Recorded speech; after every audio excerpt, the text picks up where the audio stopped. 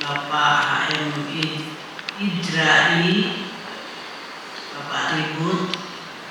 Oh, di sana. Ini kita belum kenal saling kenalan, Pak.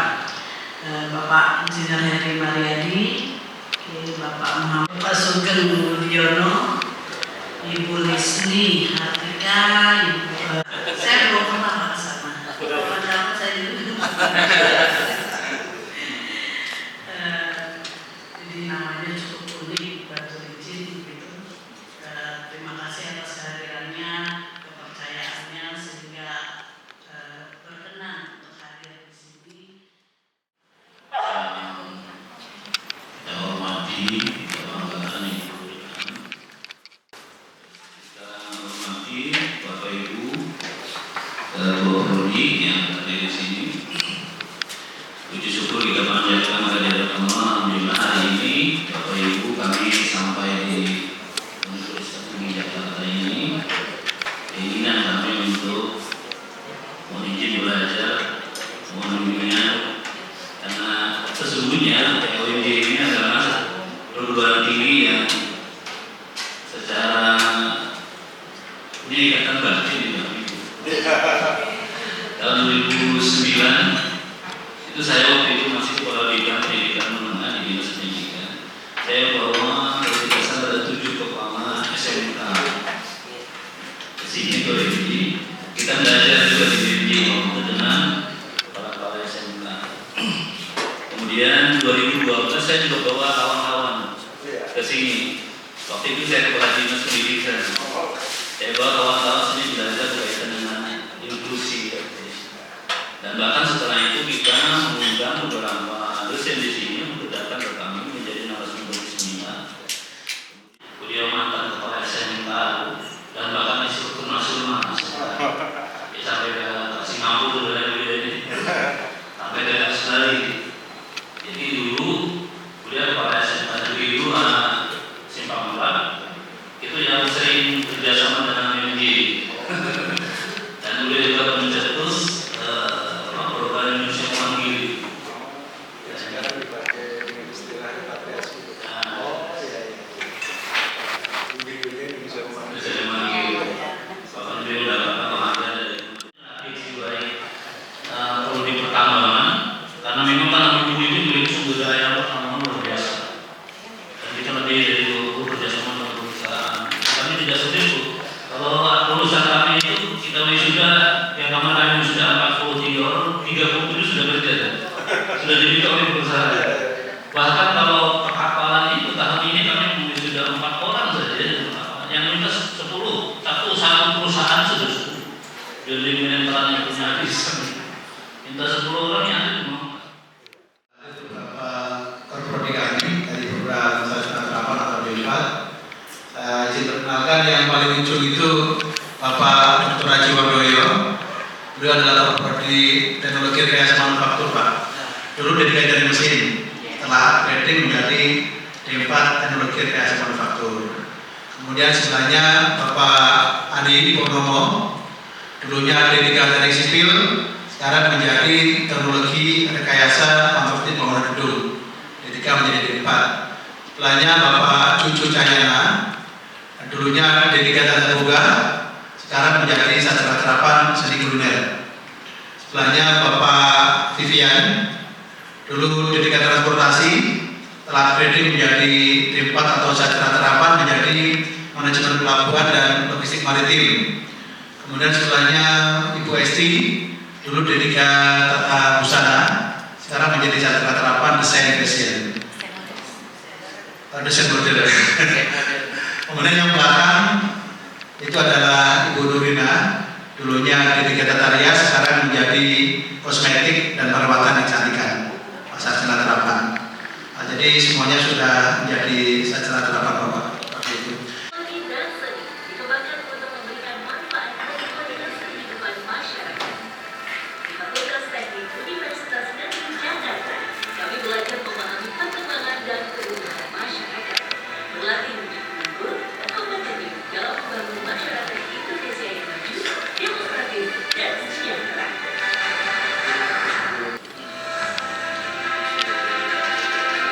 Kemajuan ilmu pengetahuan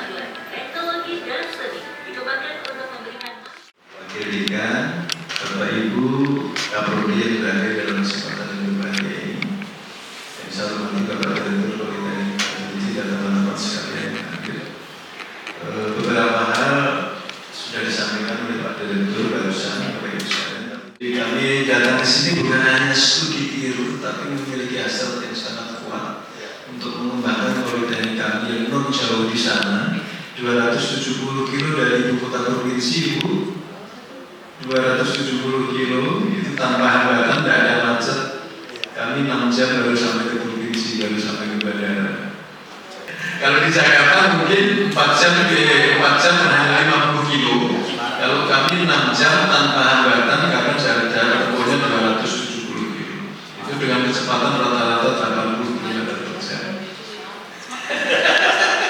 Tapi sekali lagi izinkan ditiru yang mana gitu. Kami nyebutnya di situ plagiasi kegiatan. Saya ingin memplagiasi misalnya bagaimana mahasiswa dan dosen itu bisa memiliki grade yang tinggi sehingga pelayanan di kampus kami itu juga bisa bagus. Gitu. Karena pelayanan yang maksimal dan positif pasti akan menjadi daya pikat yang tinggi bagi masyarakat untuk kuliah di tempat kami. Administrasi yang dikembangkan di UNJ ini berkaitan dengan bagaimana pengelolaan administrasi. Kemudian yang B, kami diizinkan untuk bisa menimba ilmu dalam bentuk diklat dan sertifikasi. Kalau tidak salah, Bapak Imam tadi juga menyinggung bahwa di bawah ada kegiatan pelatihan dan seterusnya. Pak Wadik tadi juga menyinggung. Nah ini menjadi hal penting bagi kami. Sekiranya ke depan dosen kami, ada tenaga pendidik kami, bahkan lulusan kami yang notabene sekarang sudah ada syaratnya sudah lumayan. Kalau didukung dengan sertifikasi akan lebih bagus lagi. Kami sebut dengan program pendampingan agar kami bisa dipantau, didampingi terus-menerus eksistensi kami oleh UNJ sehingga pertumbuhan dan perkembangan kami itu bisa dimonitor sedemikian rupa sehingga tidak salah belok atau salah parkir begitu ya, tetap lurus menuju target capaian yang diinginkan. Kami menyebutnya program pendampingan. Apa yang harus didampingi oleh UNJ dalam hal ini misalnya bagaimana pengelolaan manajemen dan administrasi. Setelah dilakukan diklat, tentu saja harus didampingi.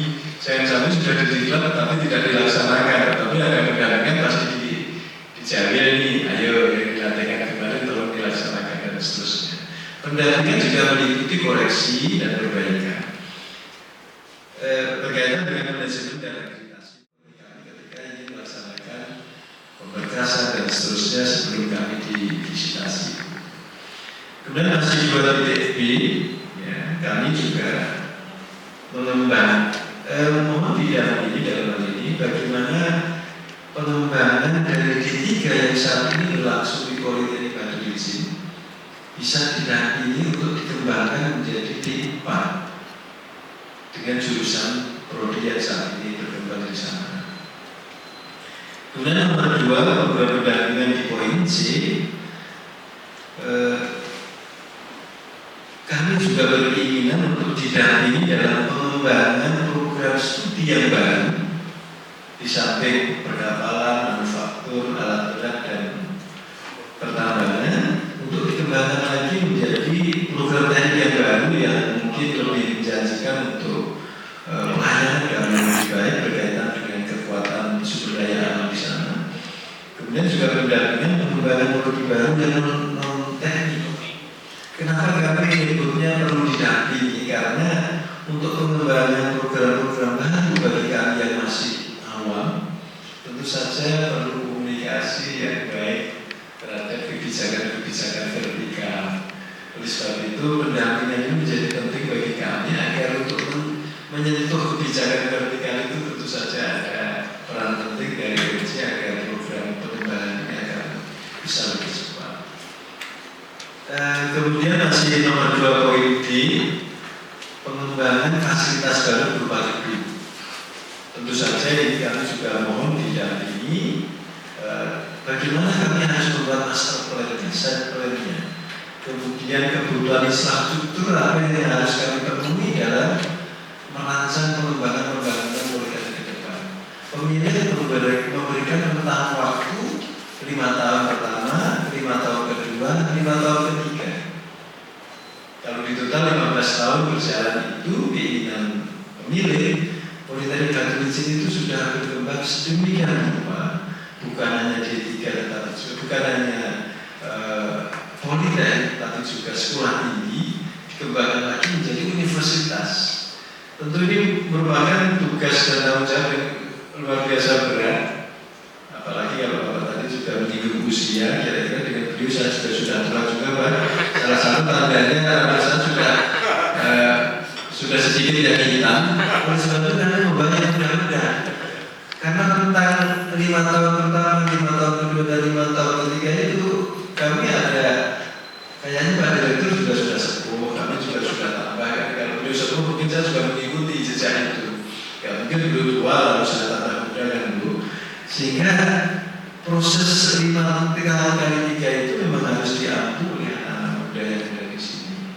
Oleh sebab itu kami perlu didampingi dalam hal ini. Menyangkut bagaimana master plan-nya.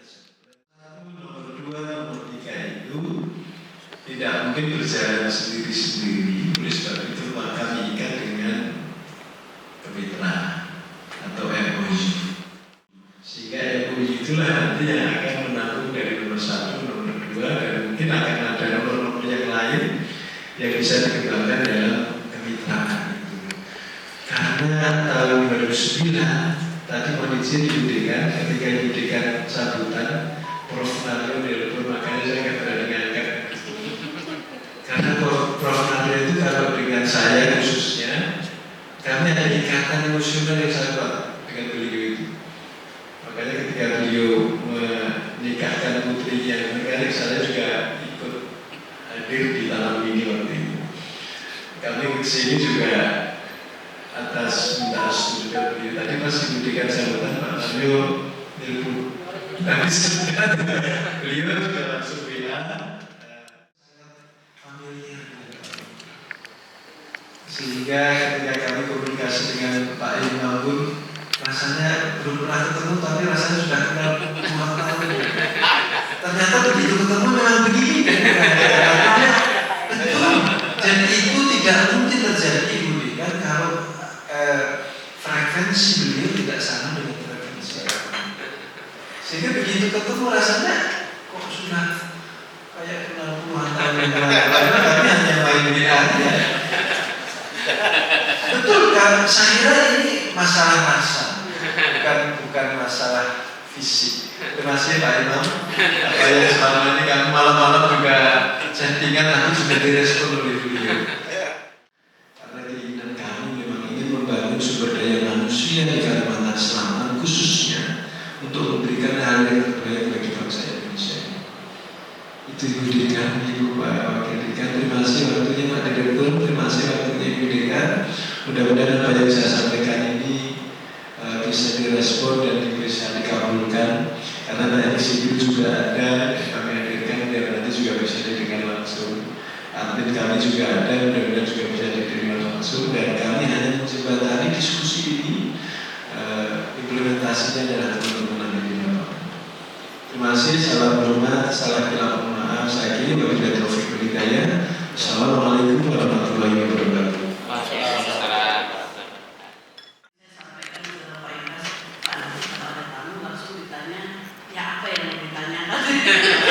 Supaya kami bisa menjawab dan menyediakan narasumbernya yang pas. Dari beberapa pertanyaan mungkin tidak semuanya jawaban saya memuaskan, tapi mungkin nanti bisa dibantu teman-teman yang mahasiswa dengan dosen gitu ya Pak ya. Khusus di Fakultas Teknik, saya sampaikan bahwa mahasiswa ini kampus ini tidak akan berarti apa-apa tanpa ada mahasiswa. Jadi semua kualitas atau kerja keras kita outputnya dari mahasiswa. Diberikan juga menerima sekaligus memberikan kritisi. Artinya bukan kritik negatif maksud saya, dalam bentuk dipertimbangkan apakah harus didebatkan, kenapa harus dikembangkan kritiknya sesuai dengan kebutuhan. Kemudian kritik yang positif dan lain adalah membuka program baru juga harus ada analisis kebutuhan dan seterusnya. Apa yang disampaikan diberikan sekaligus kami akan memberikan respon, bukan penolakan dalam hal ini berkaitan dengan kenapa D3 harus D4. Saat ini Ibu Dika dari 4 prodi yang kami ada di Politeknik Batu Licin ini sangat kesulitan ketika kami membutuhkan dosen yang harus berijazah S2. Karena kalau lulus kapal biasanya langsung kerja di kapal. S1 atau di dia nggak mau kuliah S2 dia langsung. Ada S2 yang mau melamar ke kami. Begitu ada pengumuman penerimaan ASN, lulus, hilang lagi. Dan itu terjadi terus-menerus. Demikian juga D3.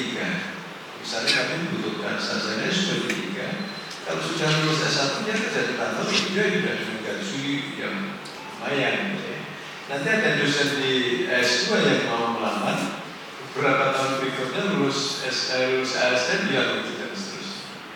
Oleh sebab itu, kenapa kami punya obsesi D3 harus D4? Karena dari situlah mereka nanti bisa belajar S2. Kalau dari D3 ke S2 nggak bisa D3. Itu opsi 1. Jadi kami tetap mengharapkan ada prodi-prodi tertentu yang memang dari D3 jadi D4 dengan harapan bisa melanjutkan S2. Sehingga putra daerah kami bisa disampaikan tadi itu berdarah-darah ya Pak, nggak gampang itu. Kami prosesnya hampir setahun lebih ya.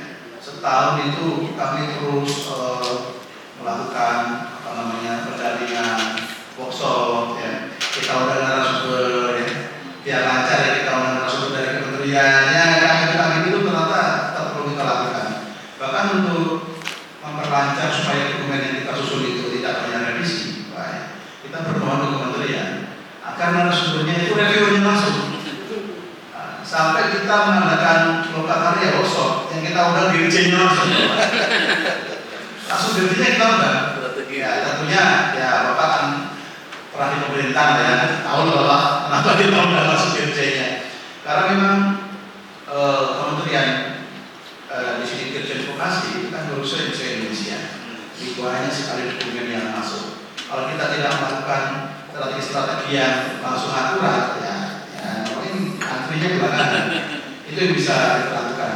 Lokakarya dan mengundang langsung Bapak Dirjen waktu Pak Bidang Sekalian itu. Kita mengadakan workshop mendampingi teman-teman menyusun ukuran. Kita langsung memohon untuk narasumber dan itu langsung reviewernya. Sampai segitunya kita lakukan. Itu pun masih susah Pak. Kita unggah sekali revisi. Kita workshop lagi, kita unggah lagi, revisi lagi. Jadi panjang lagi, berdarah-darah lagi. Jadi menurut saya mohon dipertimbangkan ya. Saran saya seperti itu tadi disampaikan, sebaiknya membuka prodi baru. Yang D3 jangan dihilangkan, karena kalau di Jakarta Bapak ya, dari asosiasi tempat kami berdiskusi masih banyak juga industri-industri di Jakarta ini yang membutuhkan alumni D3. Meskipun beberapa sekarang memang D4 ini sudah mulai dilirik ya, dengan adanya beberapa nomenklatur, misalnya mendapatkan reakreditasi, namanya surveillance itu sekitar 1,5 tahun yang lalu. Dan di bulan Juni tahun 2025 itu habis semua.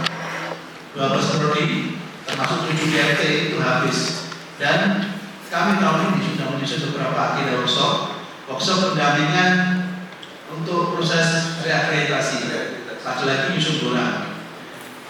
Kita sudah lakukan beberapa bulan yang lalu dan kami agendakan di pertemuan pertengahan bulan November kita lakukan workshop lagi untuk finalisasi. Tentunya kita sudah mengundang orang-orang yang terkait dan yang kompeten ya.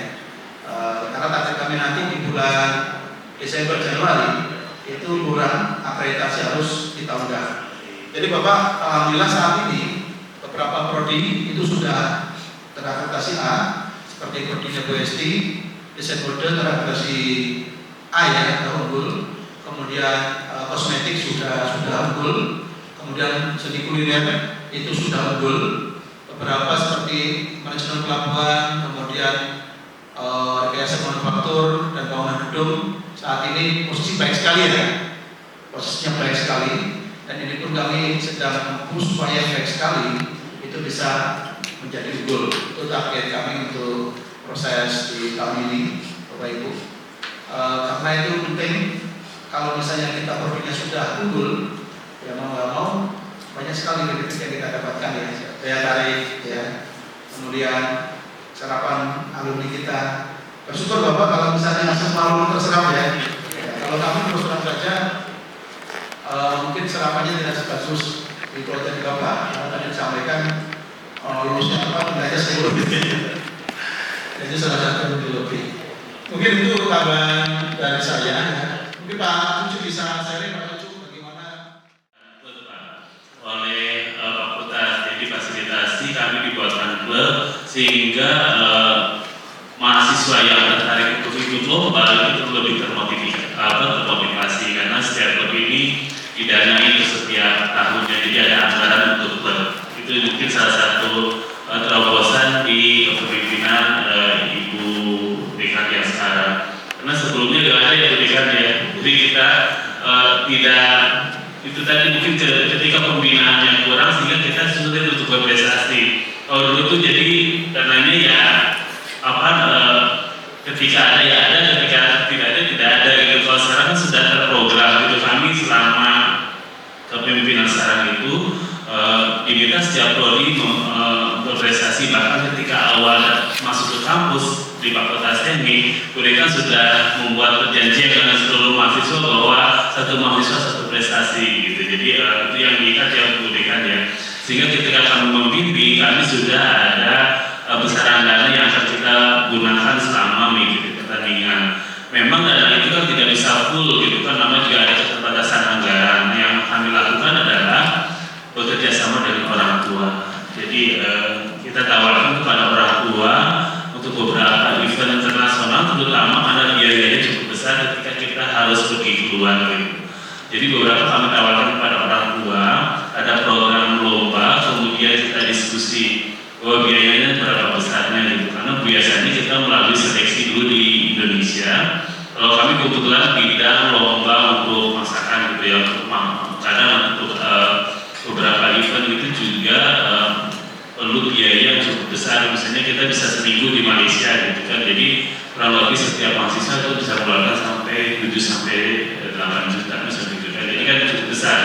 Sementara mungkin yang ditanggung oleh kampus 25%-nya, jadi agak berat gitu. Jadi biasanya orang tua setuju, kenapa? Karena eventnya udah internasional.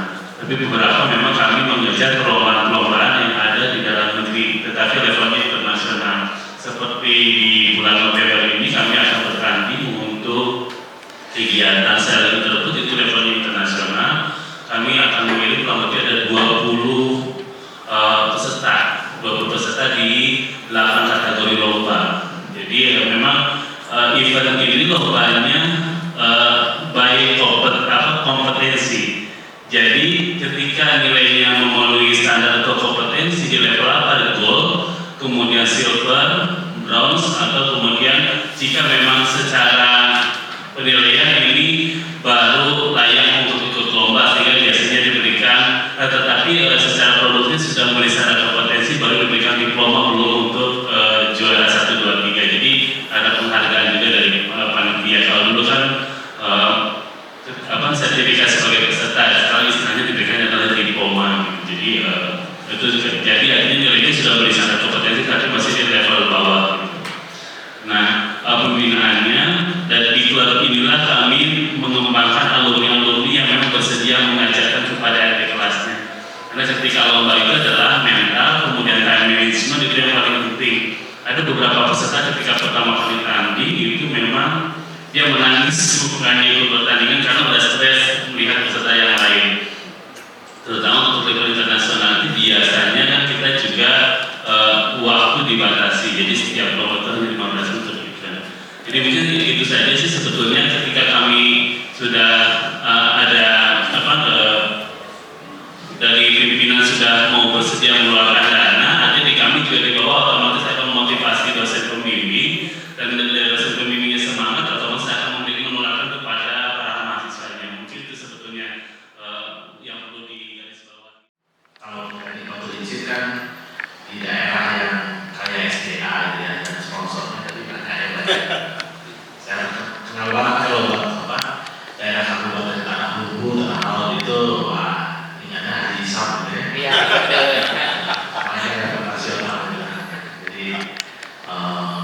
Dua yang saya ingat tuh Pak, kalau Dede Grayana satu ya.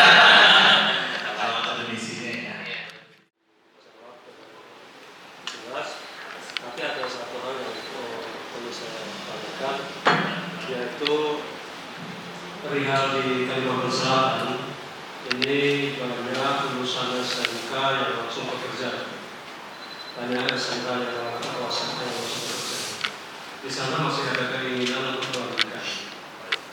Nah, tentu saja di situ ada difasilitasi dalam pemerintah. Tentu saja perguruan tinggi yang terakreditasi A atau A. Nah, karena ada peraturan baru yang mengatakan bahwa bisa melaksanakan RPR apabila ada mentornya atau ada induknya. Oleh sebab itu di sini menjadi permohonan dan terus bertanya. Kalau nanti memang di UNJ sini ada RPR, apakah diizinkan menginduk supaya bisa melayani pekerja-pekerja di sana yang ingin melanjutkan ke perguruan tinggi namun terbatas waktunya? Pertama-tama tentu kami merasa senang, bersyukur Bapak dan Ibu bisa bersilaturahmi di sini untuk berbagai hal. Kalau saya catat ini ada 8 pertanyaan ya. Hanya yang tadi disampaikan oleh pimpinan, berikan dan beberapa dekanan juga saya kira sudah lengkap, saya cuma menambahkan. Jadi poin pertama terkait dengan kegiatan variasi atau kegiatan saya kira sudah disampaikan oleh pendidikan, administrasi juga sama. Nah, mungkin yang ketiga terkait dengan diklat dan sertifikasi. Nah, ini mungkin nanti bisa dilihat diberikan atau Pak Imam terkait dengan pelatihan pekerti dan apa untuk bisa juga ditawarkan gitu, karena memang biasanya di industri dan ini juga sangat memerlukan terkait dengan penyusunan kurikulum dan lain-lain nanti ke depan untuk program studi. Apalagi mungkin tambahan untuk modul aja dan sebagainya. Nah, yang berikutnya terkait dengan program pendampingan operasional pendidikan juga ini penting. Memang saya kira kita punya BPJM.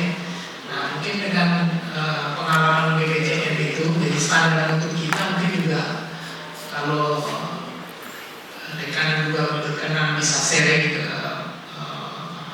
tamu kita, nanti juga mungkin jadi bisa bahan juga untuk bisa masuk dalam kegiatan program nanti yang bisa disampaikan. Kemudian tadi terkait dengan perubahan D3 dari saya kira sudah dijawab lengkap ya. Yang keenam terkait dengan pengembangan program studi baru, saya kira juga itu karena kita dengan Universitas Bapak mungkin agak sedikit berbeda ya. Kalau di UNJ ini udah PTNBH, jadi membuat proposal untuk program studi biasanya kami sampai direktur saja. Nah, tapi mungkin nanti dari Bapak Ibu sekalian, mungkin dari pihak kementerian, tapi prinsip pembuatan proposal saya kira sama saja. Ya, bagaimana pengembangan dan titik beratnya di mana.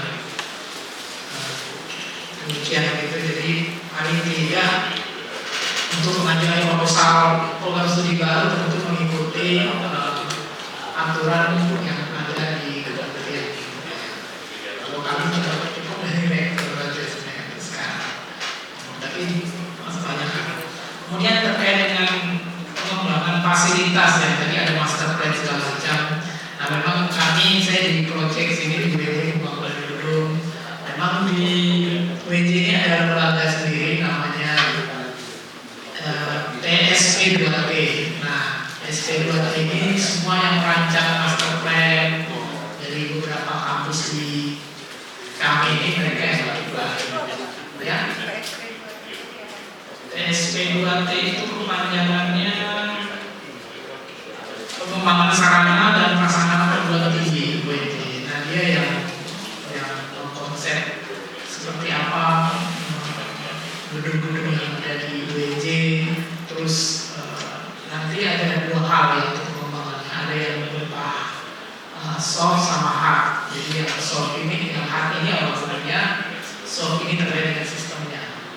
Jadi sistemnya harus memakai seperti apa, komputerisasi atau seperti apa di dalamnya, terus terkait dengan sumber dayanya, pengetahuan yang perlu dilakukan karena gedung tinggi atau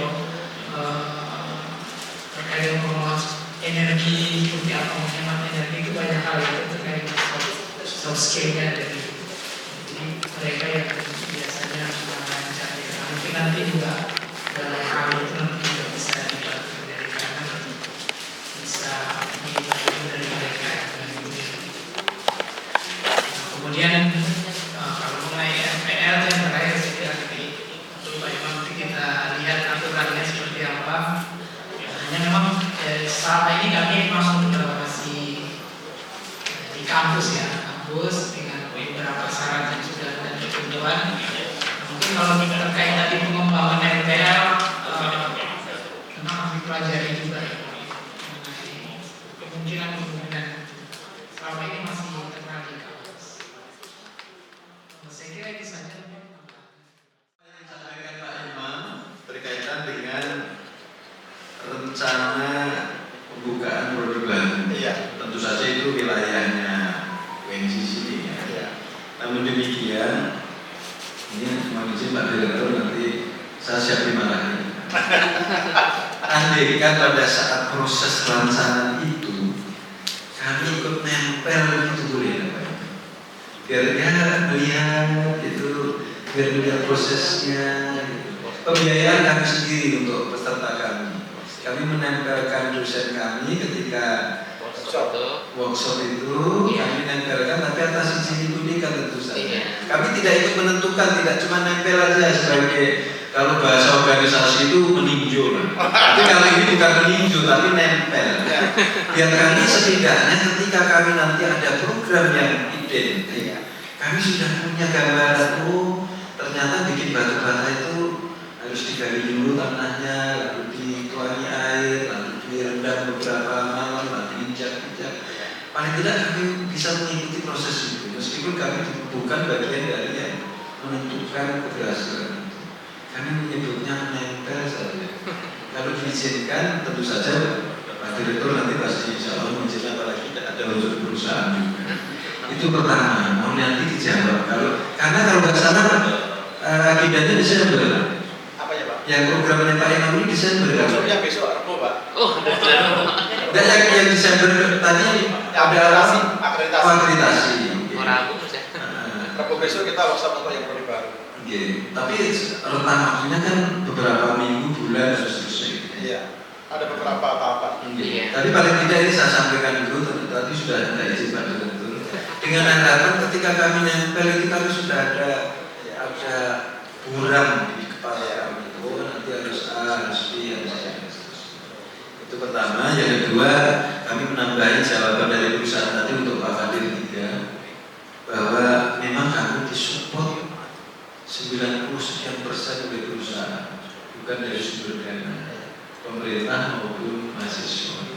Jadi mulai gaji dosen, gaji teknik dan seterusnya, bahkan kami hadir di sini itu juga diburu dari perusahaan. 69 yang di dalamnya ada beberapa yayasan.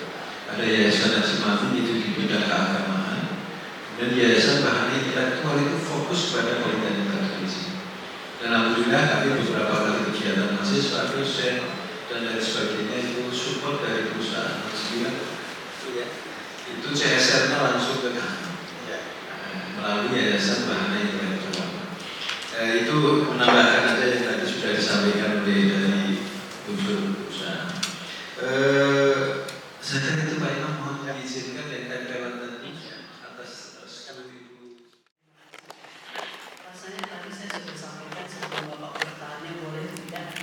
Sudah saya sampaikan, monggo silahkan kalau mau bergabung itu sama-sama bekerja dalam satu kegiatan. Tadi yang Pak Ibar sampaikan, besok Rabu kami mulai workshop perdana ya, perdana untuk jika Bapak Ibu berkenan, monggo pulangnya ditunda sampai hari Rabu. Ya, sampai Kamis nanti selesai. Sampai malam ya. Sampai malam, Rabu malam. Kami ada di workshop di hotel di Kelapa Gading. Mungkin kalau mau ada yang mendengarkan, kalau umpamanya nggak bisa semua ya perwakilan siapa ya, monggo saja. Kita dari jam 8 pagi sampai malam biasanya seperti itu. Dan ini karena memang sudah di akhir, kami sudah punya rangkaian kegiatan. Karena akreditasi juga harus kita lakukan, jadi sudah mulai juga persiapkan workshop perdana dulu ya Pak ya. Karena nanti berikutnya di tahun 2020. Terlibatan partisipasi orang tua ya Pak, berarti memang perlu ada juga kemitraan dengan orang tua ya Pak ya, untuk mensupport kegiatan mahasiswanya. Kemudian tadi sekilas di video profil, kalau saya tidak salah lihat, yang salah satu dosen tadi itu Pak Raffi ya Pak? Iya. Masya Allah, nanti saya bisa ketemu beliau adalah pembimbing rumah sakit saya dulu. Saya sudah 18 tahun nggak ketemu. Di Unhas ya? Iya,